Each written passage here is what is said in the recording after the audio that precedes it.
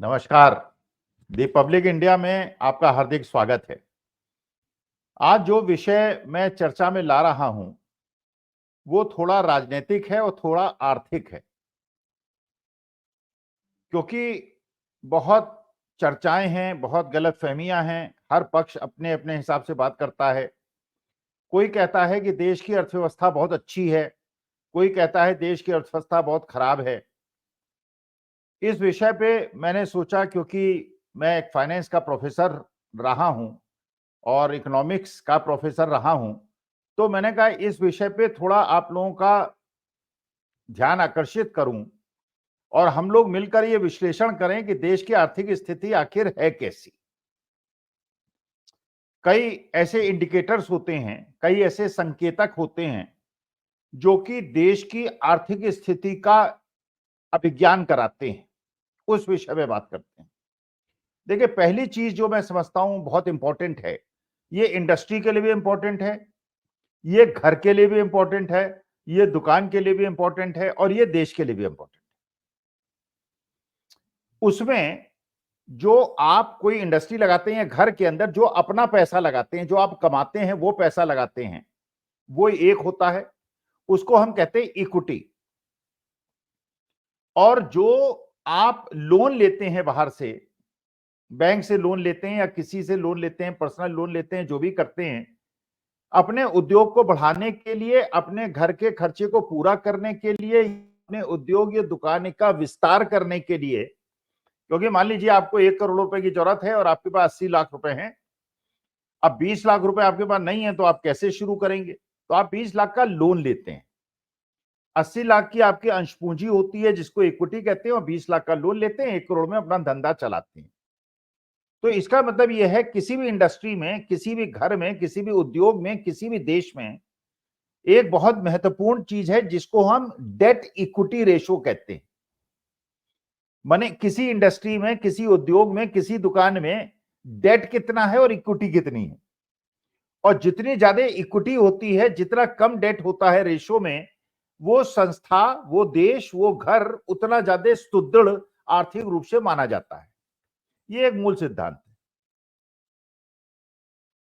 जो कंपनियां सिक होती हैं, जो देश सिक होते हैं फाइनेंशियली, उसका मुख्य कारण होता है इक्विटी डेट रेशियो का डिटोरिएट करना।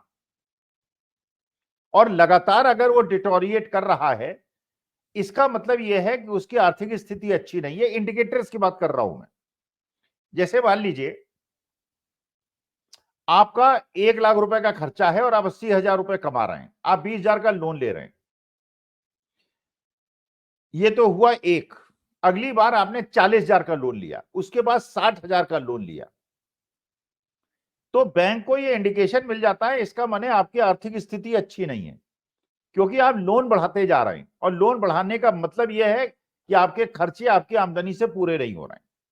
जैसे आजकल लोग अपना गोल्ड बेचते हैं या अपने प्रोविडेंट फंड को भुलाते हैं, वो भी एक उसी प्रकार की बात है कि जो आपकी ऐसी राशि है जिसको आपने भविष्य में समस्याओं के लिए संभाल के रखा है, उसको भी निकालना पड़ रहा है। इसका माने आपकी आर्थिक स्थिति अच्छी नहीं। तो इंडस्ट्री में जब हम देखते हैं किस इंडस्ट्री की स्थिति खराब है, तो देखते हैं कि जिसका इक्विटी डेट रेशियो डिटोरिएट होता है, डेट बढ़ते जाते हैं। और डेट क्यों बढ़ते जाते हैं? क्योंकि वो अपने जो कामकाज है उसको नहीं चला पाता, अपना जो रेवेन्यू जनरेट करता है, जो पैसा जनरेट करता है, इसलिए वो एडिशनल लोन लेता है। और ये जितनी भी सिक कंपनीज हैं, करीब करीब सबकी हिस्ट्री एक प्रकार की होती है। और इस प्रकार आपने लंका में देखा, श्रीलंका में देखा कि उनके जो एक्सटर्नल डेट्स थे, जो उन्होंने लोन ले रखे थे, वो अचानक बहुत ज्यादा बढ़ गए थे, क्योंकि कुछ उन्होंने ऐसी नीतियां बनाई जिसकी वजह से जो उनके देश की आवश्यकताएं थी पूरी नहीं हो रही थी, तो वो डेट उन्हें बढ़ाने पड़े। और डेट इतनी ज्यादा बढ़ गए कि फिर वो आर्थिक रूप से टूट गए। हमारे देश की स्थिति क्या है? हमारे देश की स्थिति यह है कि 2014 तक हमारे देश पर करीब 55 लाख करोड़ का ऋण था। पिछले 10 साल में वो बढ़ के करीब 205 लाख करोड़ का हो गया है। इसका माने लोन बढ़ गया 4 गुना। अब ये लोन क्यों बढ़ रहा है? एक तो होता है कि आप अपने जो लोन लें उसको प्रोडक्टिव एसेट्स पे लगाएं। भाई लोन को दो जगह लगा सकते हैं, एक तो प्रोडक्टिव एसेट्स पे लगा सकते हैं, एक अनप्रोडक्टिव एसेट्स पे लगा सकते हैं। माने प्रोडक्टिव एसेट्स का मतलब कि जिससे रेवेन्यू का जनरेशन हो, आपकी इनकम बढ़े, और इनकम बढ़ने की वजह से आप लोन वापस भी कर पाएं, अपने प्रॉफिट को भी बढ़ा पाएं।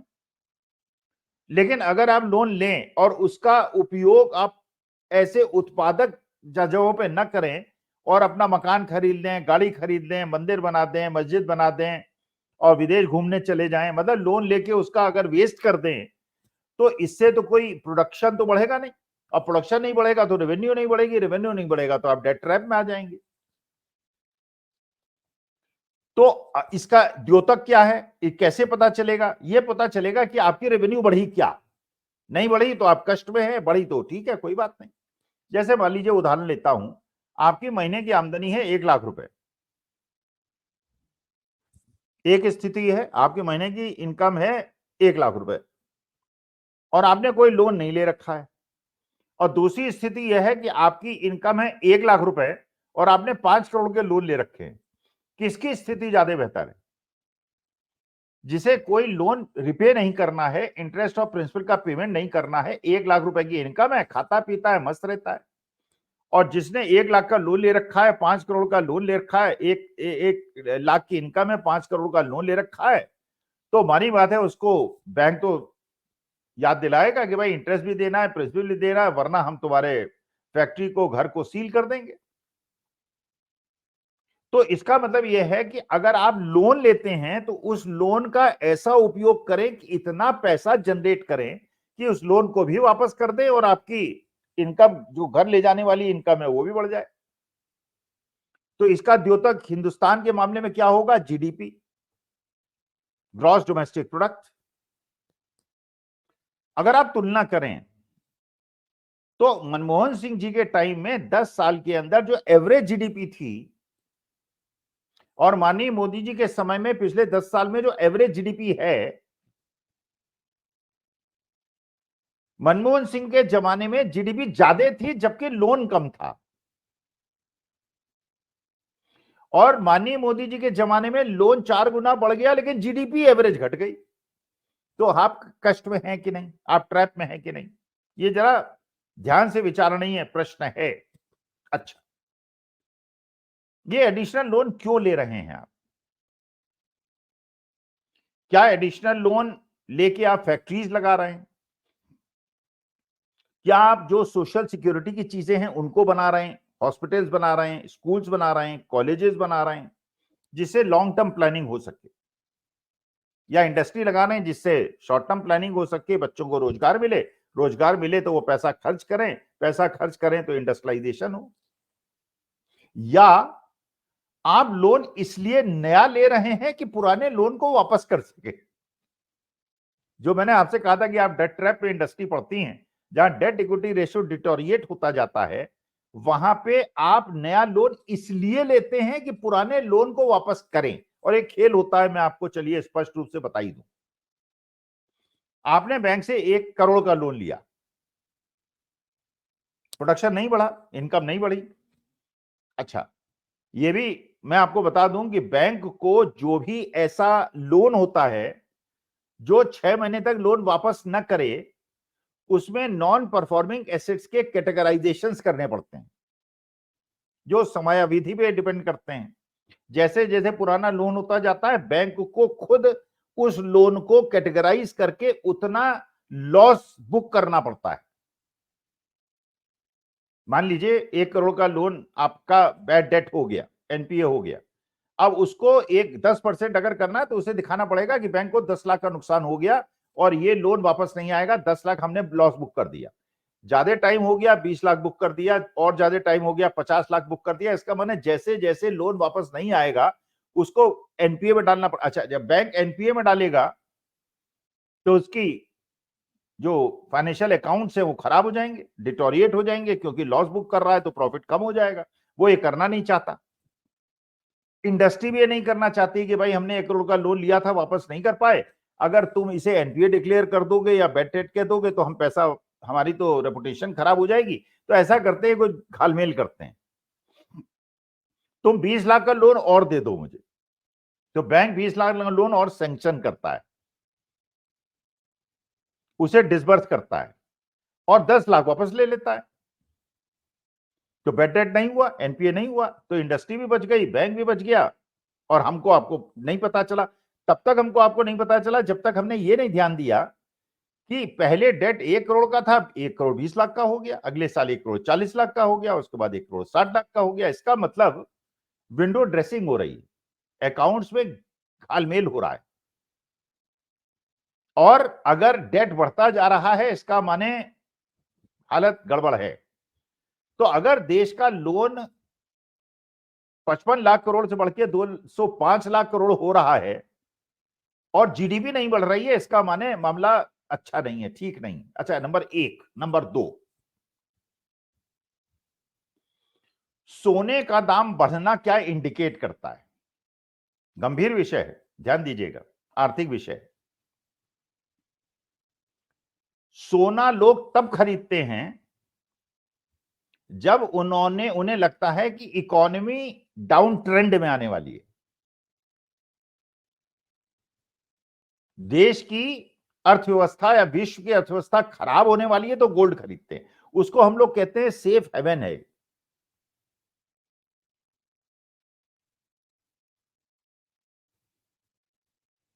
तो अगर गोल्ड के दाम बढ़ रहे हैं, इसका माने जनता को यह लग रहा है कि इकोनॉमी डाउन ट्रेंड में आने वाली है, इकोनॉमी की स्थिति खराब होने वाली है, इसलिए गोल्ड खरीद के रख लो। और जब ज्यादा लोग गोल्ड खरीदेंगे, बेचने वाले कम होंगे, तो गोल्ड के दाम बढ़ जाएंगे।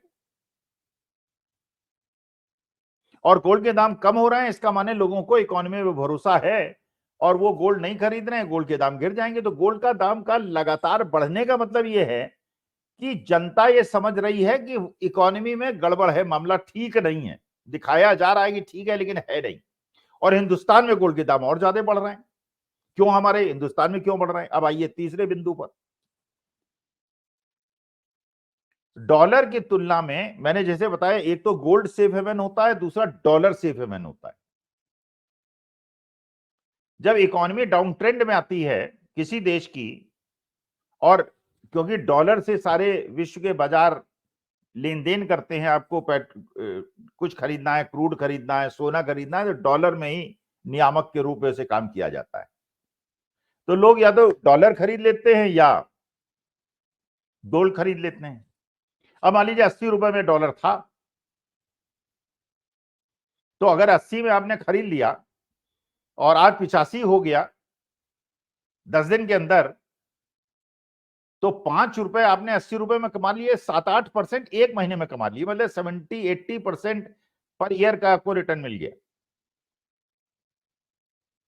तो रुपये का कमजोर होना और गोल्ड का महंगा होना इस बात की चेतावनी दे रहा है कि अर्थव्यवस्था में झोल है।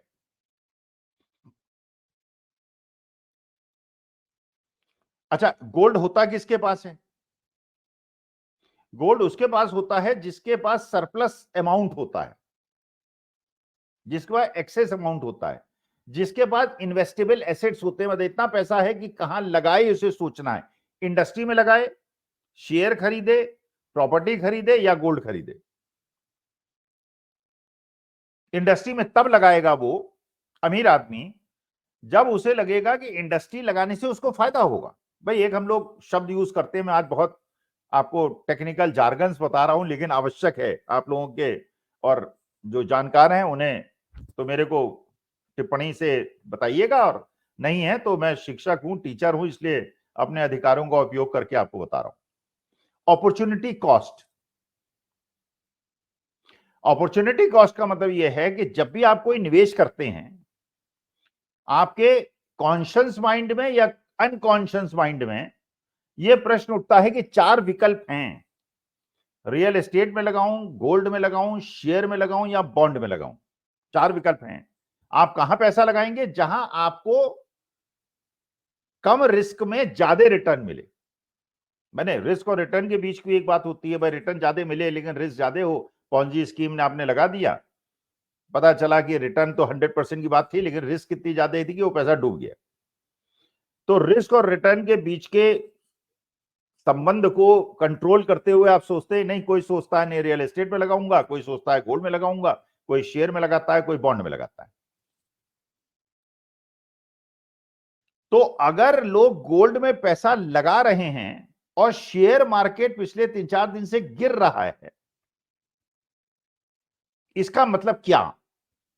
अभी को मैं सिद्ध नहीं कर रहा हूं, अभी तो अगले 15-20 दिन में पता चलेगा कि शेयर मार्केट गिरेगा या बढ़ेगा या क्या होगा, आई डोंट नो, देखा जाएगा। लेकिन इंडिकेटर के रूप में इसमें नजर रखना आवश्यक। अगर शेयर मार्केट गिरता है और गोल्ड के दाम बढ़ते हैं, इसका मतलब क्या? भारतीय पॉपुलेशन ने, देश के लोगों ने समझ लिया है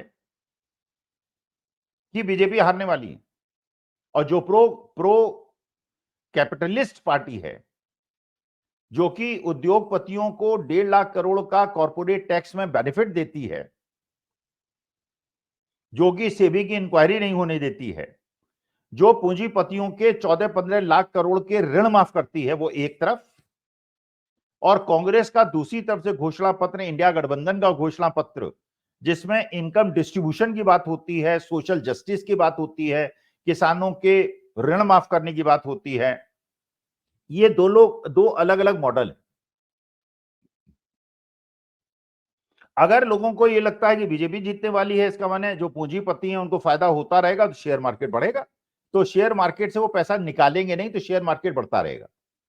लेकिन अगर उनको ये लगेगा कि नहीं, इंडिया गवर्नमेंट आने वाली है जो किसानों के ऋण माफ करेगी, पूंजीपतियों की नहीं करेगी, और जो इनकम डिस्ट्रीब्यूशन करेगी, सोशल जस्टिस करेगी, सरकारी नौकरियां देगी, तो उसकी वजह से शेयर मार्केट गिरेगा। क्योंकि जो एक मॉडल है, प्रो कैपिटलिस्टिक मॉडल और एक सोशलिस्टिक मॉडल, इसके बीच का संघर्ष है। अब शेयर मार्केट अगर गिरता रहा तो इसका मतलब क्या? देश की जनता ने समझ लिया है कि सत्ता परिवर्तन होने वाला है। अच्छा, एक चीज और समझिए जो बड़े ध्यान की है, थोड़ा ध्यान से समझना होगा। जब आपके देश की करेंसी वीक होती है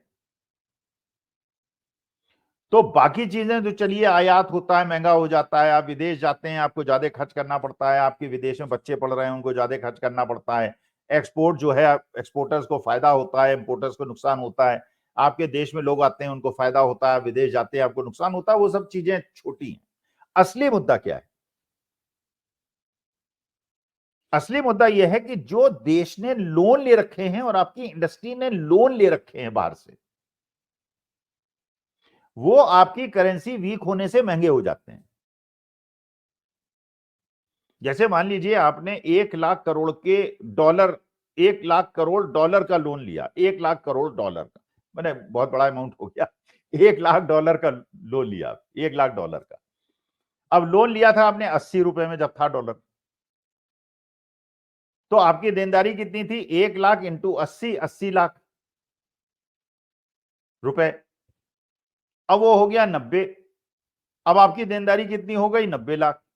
10 लाख की देनदारी बढ़ गई। इंटरेस्ट रेट जो था वो तो रहा, वो चलिए, नॉर्मली जब इंटरनेशनल लोन्स लेते हैं तो इंटरेस्ट रेट कम होता है, देश में इंटरेस्ट रेट हमारे यहाँ ज्यादा है। इंटरनेशनल लोन्स के इंटरेस्ट रेट इसलिए कम है कि विदेशों में इंटरेस्ट रेट कम है, हमारे यहाँ ज्यादा है। खैर, तो इसका मतलब है लोन तो लिया था आपने 80 लाख का और देना पड़ेगा 90 लाख, नुकसान हो गया बहुत बड़ा। तो अगर देश ने विदेशी ऋण ले रखे हैं और 205 लाख करोड़, उसमें कितने इंटरनल हैं कितने एक्सटर्नल हैं वो एक मुद्दा अलग है, उसको बाद में डिस्कस करेंगे। तो इस अगर उसमें 50% भी हैं, 40%, वॉट एवर, तो इसको जब आप भुगतान करेंगे, प्रिंसिपल का पेमेंट करेंगे, तो आपको ज्यादा पेमेंट करना पड़ेगा। इसका मतलब वो कंट्रीज जिन्होंने बाहर से विदेशी ऋण ले रखे हैं, उनकी करेंसी वीक होने से उन्हें बहुत ज्यादा नुकसान हो जाएगा, और आपकी रुपए वीक हो रहा है। जब मोदी जी की, माननीय मोदी जी की सरकार आई थी 2014 में, तो करीब 62 रुपए का था, आज 85 रुपए का है। इसका मतलब यह है कि देश की करेंसी कमजोर हो रही है, और आपको, क्योंकि इंडस्ट्रियल प्रोडक्शन को बढ़ाने के लिए, मॉडर्नाइज करने के लिए, बाकी सब चीज करने के लिए आपको चीजें इंपोर्ट करनी पड़ती हैं, और वैसे भी खाद्यान्न भी तो नहीं, बहुत सारी चीजें ऐसी हैं, रॉ मटेरियल ऐसा है, पाम ऑयल ऐसा है, क्रूड ऐसा है, गोल्ड ऐसा है, क्रूड के हम बहुत बड़े इंपोर्टर्स हैं। तो आपको क्रूड के दाम मान लीजिए $80 से $70 हो जाएं तो आपको फायदा होना चाहिए, क्योंकि आप इंपोर्टर हैं और $70 हो गए, पहले $80 थे। लेकिन आपको फायदा इसलिए नहीं होता कि आपका रुपए जो ₹80 था वो ₹90 हो गया, बात वहीं की वहीं आ गई। इसका मतलब यह है कि आपका जो डेफिसिट है वो बढ़ता जाता है और आपको उस डेफिसिट को पूरा करने के लिए और लोन लेना पड़ता है।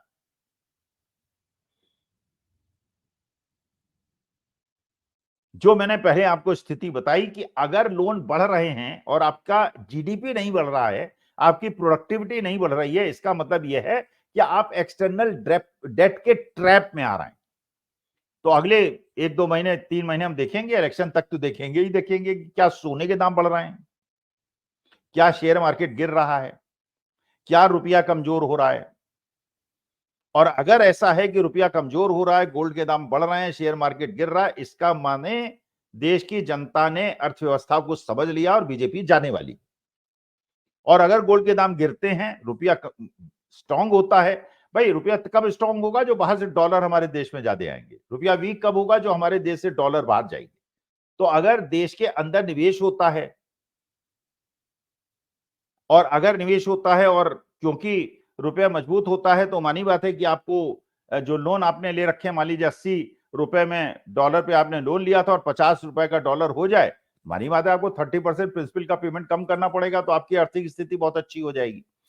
तो मैंने यहाँ थोड़ा सा टेक्निकल इशू लिया है, क्षमा कीजिएगा अगर आप सोचें कि बहुत बड़ा मैंने अर्थशास्त्र का नियम आपको बता दिया, लेकिन मैंने बड़ी साधारण शब्दों में बताने का प्रयास किया है, क्योंकि आप लोगों को, देशवासियों को देश की अर्थव्यवस्था की वास्तविक जानकारी होना बहुत आवश्यक है, इसलिए मैंने ये जोखिम लिया है। और आप मुझे बताइएगा कि ऐसे जोखिम में आगे लूं या न लूं।